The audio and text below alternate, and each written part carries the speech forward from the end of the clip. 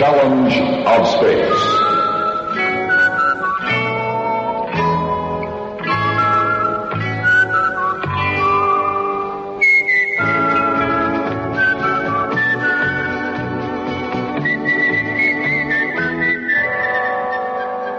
Carling, world brewers of the great American beer Carling Black Label, presents another story in the dramatic series, The Challenge of Space.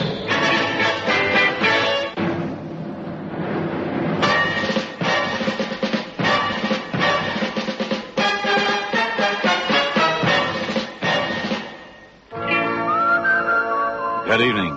This is Charles B. Ryan, head of the Department of Space Research here at the New Mexico Center. Tonight, I have a story for you that is as fresh as tomorrow's headlines. A story that takes us but one step away from mankind's greatest adventure.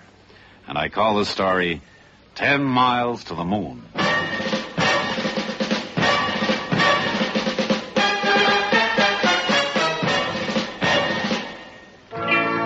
When the sun burns straight overhead and the grass lies scorched underfoot, when the breeze is gone and the air hangs heavy as lead, when the red dust cakes on a man's face and the dryness bites deep in his throat, that's when a man needs a beer.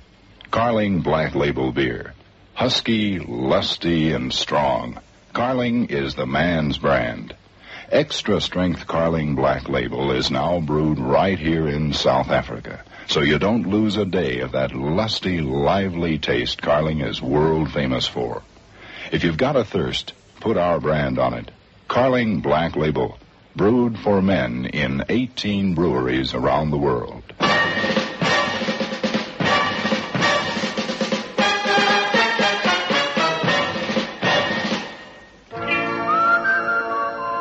Through the ages, man has always reached out for the moon. Religions have been founded with the moon as an idol. Astrologers even today claim to plot the course of human lives as influenced by the moon. Madmen were supposed to come under the spell of this earthly satellite. Even our word for madman comes from the Latin for moon, lunatic. The moon is romance, and the moon is madness.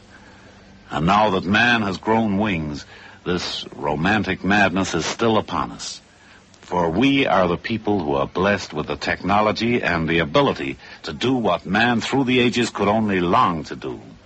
To reach out and touch the moon, to walk upon it, and to say in truth, we have known the moon, and it is ours. In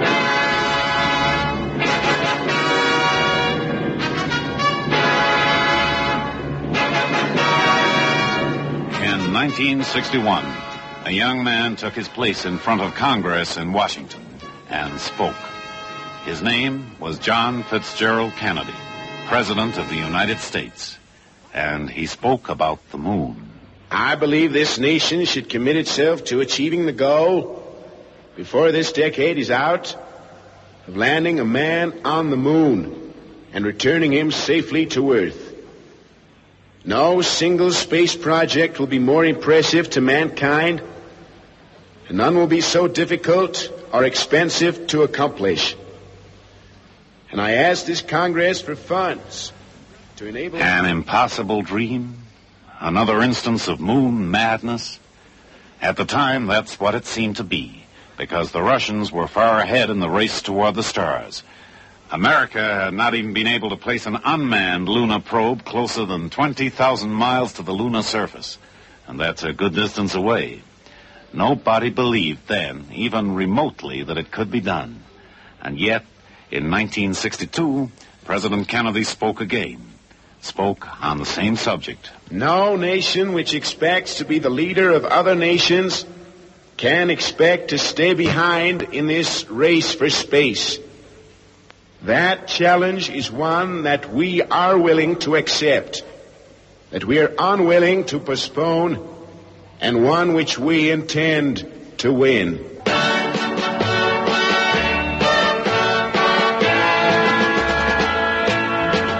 The challenge of space.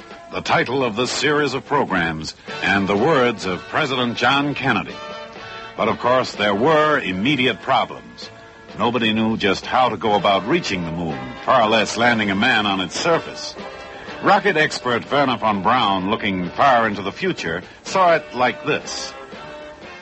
I would use 2 Saturn rockets, one carrying a manned capsule and the other one carrying extra fuel.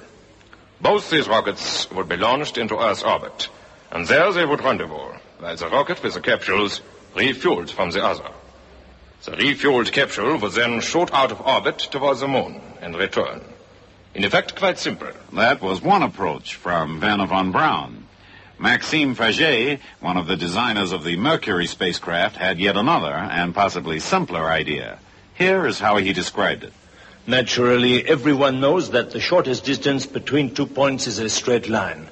So I envisage a rocket larger than any rocket yet on the drawing boards, which will simply lift the spaceman from the Earth directly to the moon. The capsule, which has a certain amount of power of its own, would then lift from the surface of the moon and return to Earth. 2 very sound theories from 2 of the leading exponents of rocket research. Both were worth considering, but the final answer had not yet been reached. An American spaceman had to reach the moon. President Kennedy had given the green light. But how would it be done? It was at a meeting in Washington that the answer was finally reached, and from the most unexpected source.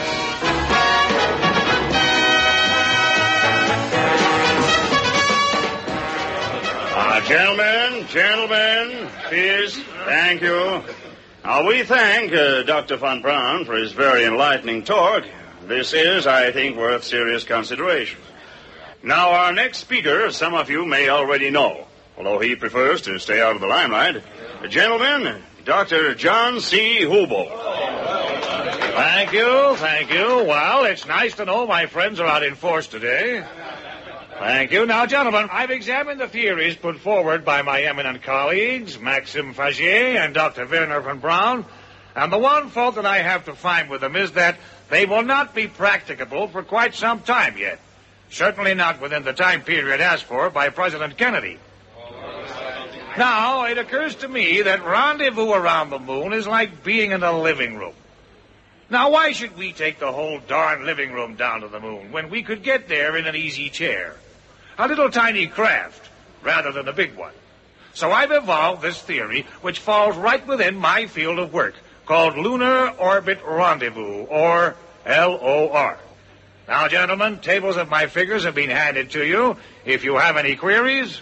Yes, you are being misleading, Doctor. Your figures lie. A point of order, Dr. Faget. Please control yourself.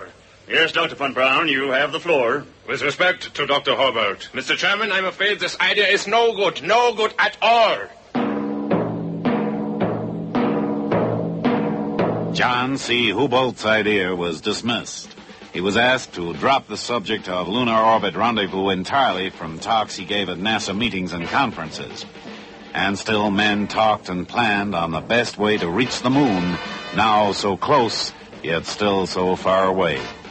Finally, desperately, after months of frustration, Dr. Hubolt bypassed the administration with a letter direct to the Associate Administrator of NASA. NASA gave Hubolt a hearing, and at last Max Faget and Werner von Braun came round to his way of thinking. Now, nothing stood in the way of the Apollo project, the fastest way to the moon.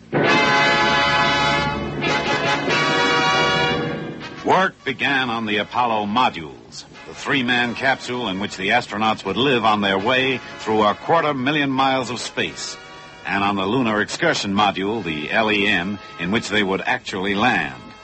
The 2 craft which would orbit together, then separate, then rendezvous above the surface of the moon.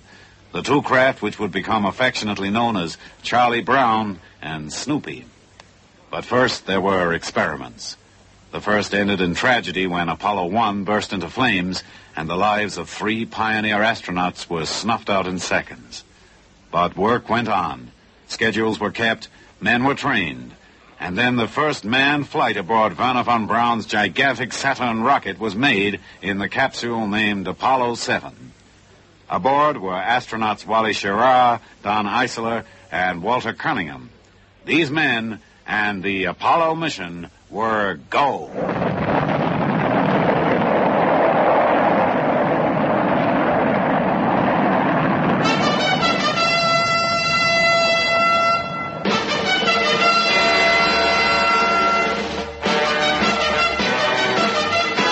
They practiced the intricate maneuvers of docking in orbit, then returned to their native Earth.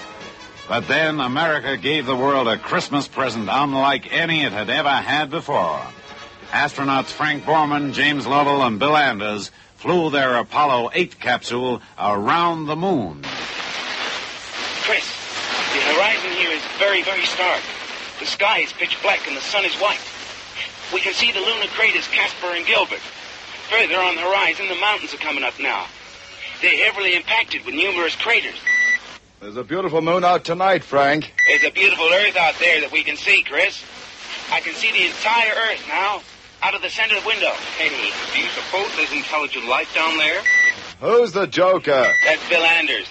But you know, as we headed out toward the moon coming up here, the Earth got smaller and smaller. The continents blended together. Maybe man's problems will also blend together and get smaller. And we can start generating a spirit of cooperation. Merry Christmas, Frank.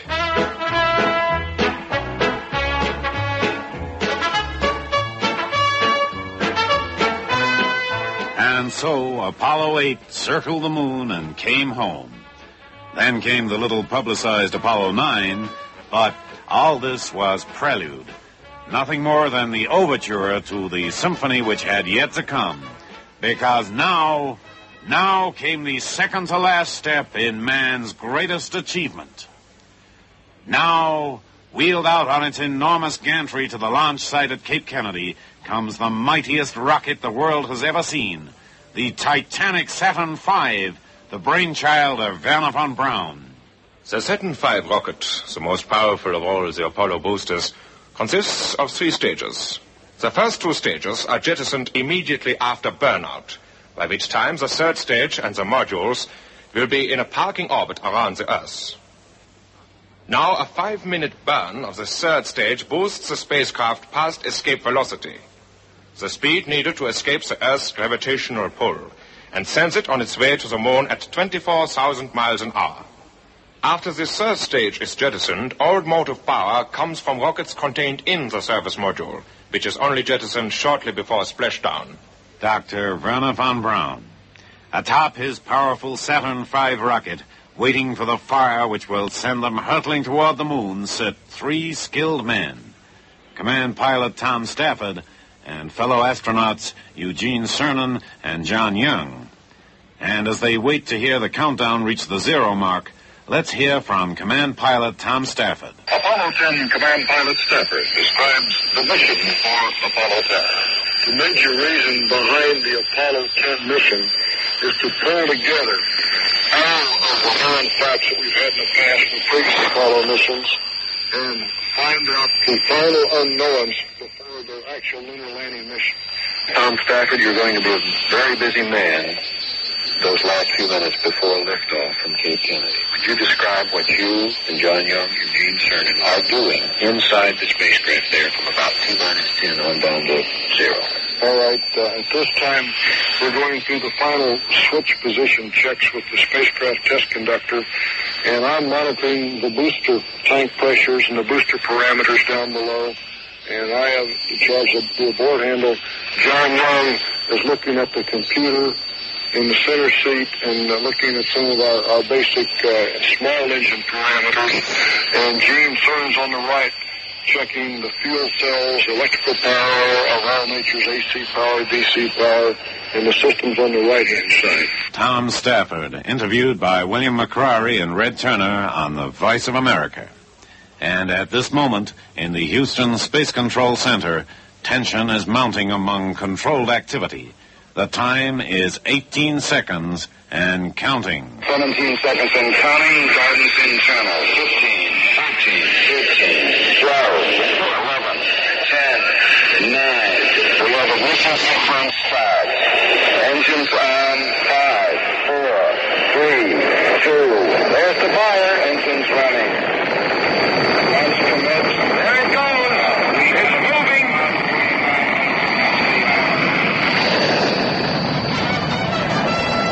pioneers of Apollo 10 are on their way to the moon.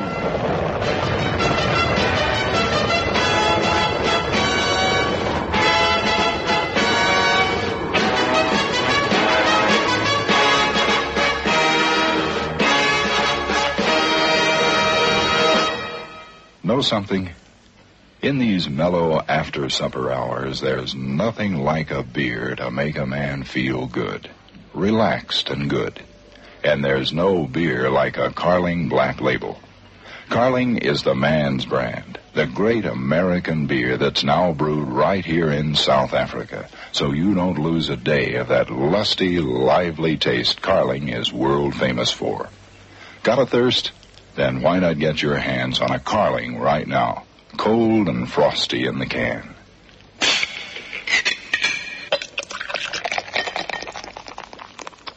Man, oh man, isn't that just what real beer is all about?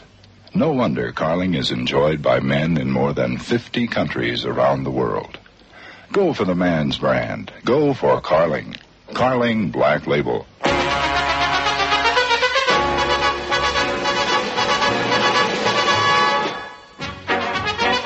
At this point, I'd like to backtrack slightly in time to just a few moments before the launch of Apollo 10 from Pad 39B at Cape Kennedy.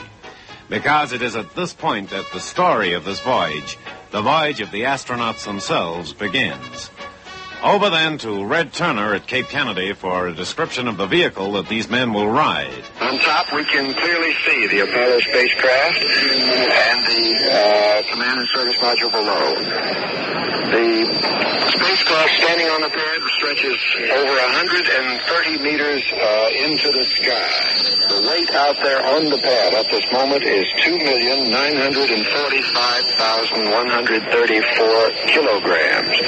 This is the heaviest weight ever lifted into space by the United States. I believe the heaviest ever lifted into space in history. Scheduled to go toward the moon will be 94,500 pounds, or 42,865 kilograms of Apollo and lunar module spacecraft to be slung away from the Earth and headed for the moon. That's the machine that Werner von Braun built. Perched high above it, the three men wait their long journey, a journey of 8 days and more than 500,000 miles. On 5, 4, 3, 2, 1. All engines fire. Launch commenced. Liftoff. We have liftoff.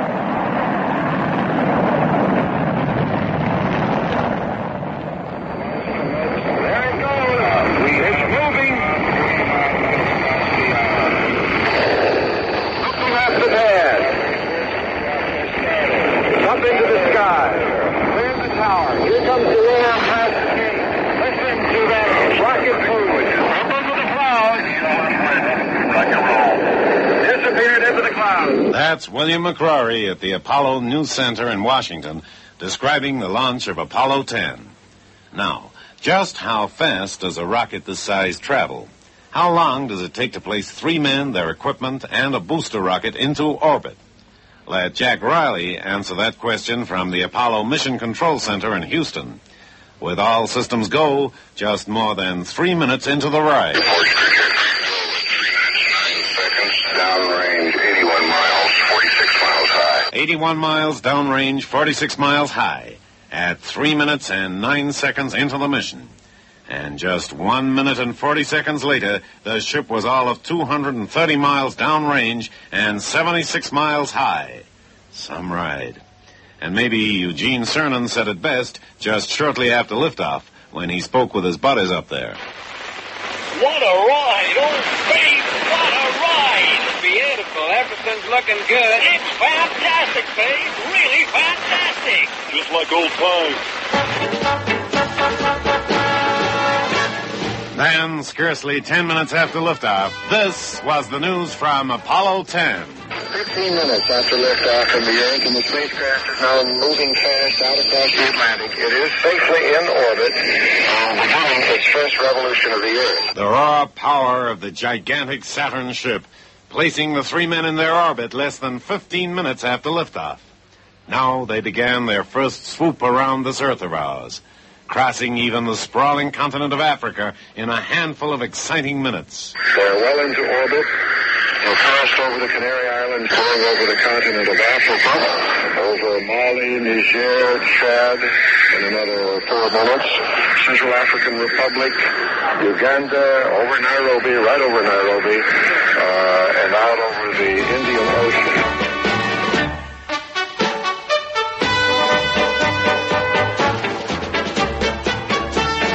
Easy orbits of the Earth, and then the big jump to the moon. Now the powerful S-4B rocket had to be fired for just less than 6 minutes to boost the three adventurers to a speed of more than 23,000 miles per hour, escape velocity for translunar injection. Tom Stafford, John Young, and Eugene Cernan are on their way. Translunar injection, TLR.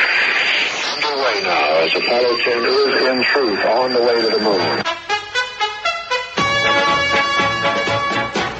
Now the pace of work eased out for Tom Stafford, John Young, and Eugene Cernan. There was still work to do, sure, but now there was also time for rest and relaxation and for much-needed sleep. And with the moon in the region of 3 Earth days away, there was even time for kidding around with the ground staff. Hey, is Charlie Duke there? He sure is. Go ahead, Gene. Hey, Charlie, babe. Play us our favorite song, will ya? I forget the title, the one about flying me someplace or something. You know the one I mean, babe? But there was still work to do. Plenty of it. Flight paths, systems, communications, figures, all these had to be regularly checked and rechecked between Apollo 10 and Houston Control to make sure of a perfect lunar orbital entry. Then, on the night of May 21st, 1969, at 10:45 p.m. South African time, the rockets of Apollo 10 fired twice, and Tom Stafford spoke. Charlie, you can tell the world that we've made it.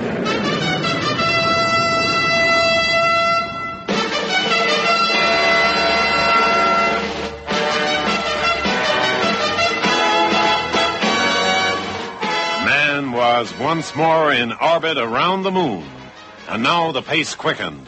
After a few minor difficulties with insulation that had come loose and a slipped docking collar between the two modules, Snoopy and Charlie Brown, the go was given for the separation of the modules in orbit 60 miles above the moon.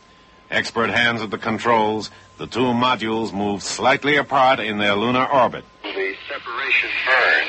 This is a maneuver in which the command module will slowly fire its RCS, or reaction control system, thrusters, and back away from the lunar module. Okay, separation. There we go. There's the burn. That's John Young confirming his 2.5 systems.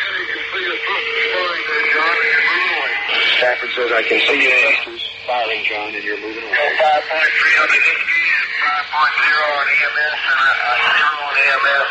Young doing readout. Adios, and we'll see you back in about 6 hours. Stanford said, adios, and we'll see you in about 6 hours. For the first time, in orbit around the moon, men are going off into a maneuver in a spacecraft designed only to operate in space, the lunar module. The first flight of a spacecraft designed and built only for travel in space. See you in 6 hours, says Charlie Brown to Snoopy. And now, there's just one more step to go on this important mission, the descent to 10 miles of the moon. But suddenly there's trouble. Snoopy fails to pick up the signals from Charlie Brown's radar transponder. Stafford calls John Young to check the transponder, and John Young replies. My transponder is on. That's John Young. Transponder is on, and the jet switch is operating. Transponder, this is one of the... Get the radar signal in, I sure don't. The lunar module now wants to check out its rendezvous radar mechanism. Transponder, an electronic device on the command module which says, here I am, when you're looking for me. Hello, Houston. That's how we have our new uplink on a CSFT picture up. That was Gene Cernan asking Houston for an update on the guidance system. Stand by. We'll have it in a moment. I don't get you out of the radar signal stream. Okay. Am I below you or above you? Oh, you're right up. That's Stafford asking John Young for a little better transponder lock from the Charlie Brown transponder. Roger. We've been copying your problems. We're working it down here. Stand by. Is this a no-go for DOI? It's a no-go for descent if this radar doesn't work. This thing is read 0. Let me check the circuit. That's John Young saying that the instrument's working properly on the command module. How about trying to recycle the power switch, Charlie Brown? Turn the switch off and back on again. That's what the Earth is telling you. Hey, you guys, it's on. Now I could kiss you. A cry of relief from Eugene Cernan. Babe, I could kiss you. And now, descent. And the lunar module goes down. Skimming over the craters and hills, Snoopy searches for a landing site for those who will follow in a few weeks' time. On the dark side of the moon, communication from the little spacecraft blacks out. And for 50 suspenseful minutes, the world holds its breath. Until, speeding through the lunar dawn, an exultant voice calls out, Houston, this is Snoopy. Now the mission appears successful, but the troubles are not yet over. Halfway through the second orbit, only 9.4 miles above the moon, Snoopy's controls go out of kilter, a moment of nightmare for the two men aboard. The sun stage is gone. We're getting way back there. Eugene Cernan. Son of a gun! This is Houston. What's the matter, Snoop? Hey, we sure going down the car. We're going backwards. Lunar module got in the wild Hit the direction. gas, baby. Hit the gas. I don't know what the heck's wrong. The abort switch is set Hit it, wrong. Tom. Hit it. This thing just took off on us. Hey, that's got it. It's okay. I'll tell you, that was wild, baby. I thought we were on an old sky. Don't worry about it when we get back. A simple switch, yet two men might today be lost because of it. The rest of the mission went without a hitch. Snoopy and Charlie Brown redocked in lunar orbit, and Charlie Brown, now with all three men aboard, sailed back home to a splashdown which today is almost routine. But two friendly, heartwarming messages had yet to reach astronauts Tom Stafford, Eugene Cernan, and John Young. The first came as they sped back toward the Earth. Hey, I've got a message for you guys. Here it is. Congratulations to Snoopy for doing what I've been trying to do for a long time. Signed, the Red Baron. And the other came from the crewman of the astronauts' pickup ship, the USS Princeton, as the three pioneers were plucked from the waters of the Pacific. Painted on the bottom of that helicopter a special welcome sign. Two big eyes and a message, "Hi there, Charlie Brown."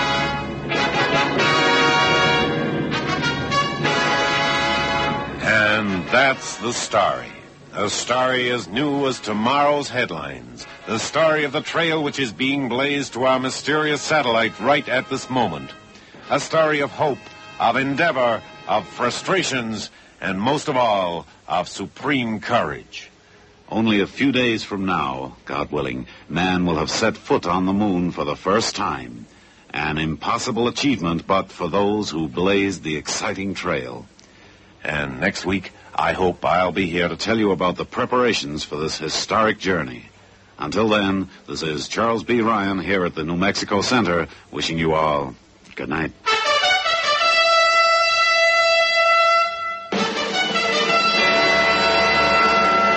Recorded material in tonight's program was used by courtesy of the Voice of America.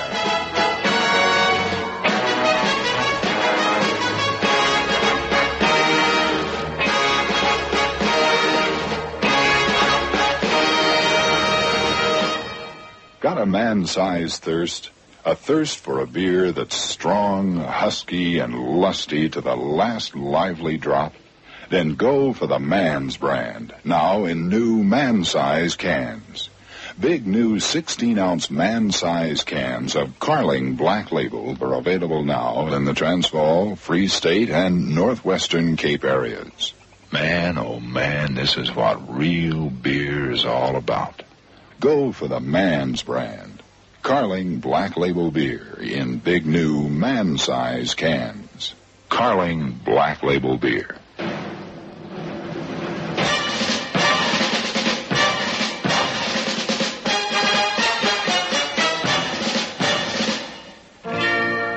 Carling invites you to listen again next week to another story in this dramatic series, The Challenge of Space.